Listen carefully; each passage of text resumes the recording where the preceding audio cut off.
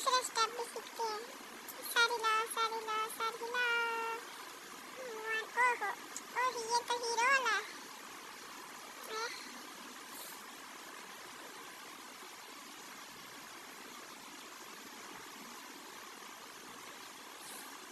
जिन लड़कों के साथ सीखना है पहले वो वाला सीखता हूँ डांस।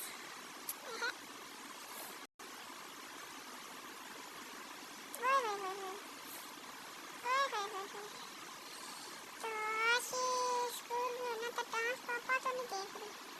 आज करना था मैंने डांस और अब थोड़ा सा कर लेते हैं स्कूल का काम कंप्यूटर पे बैठ के। कंप्यूटर पे बैठ तो काम कर लेते हैं पहले स्कूल का भी।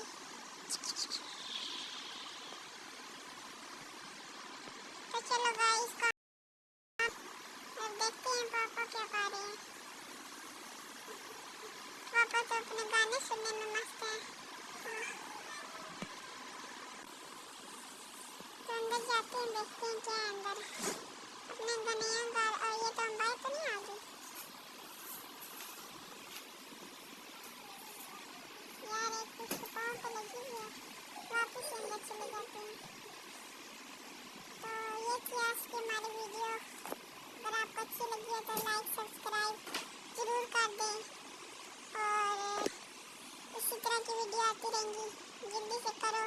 और मैंने आइंदा जब डांस किया ना अब वो वाला पार्ट आना जी नेक्स्ट पार्ट में स्कूल में।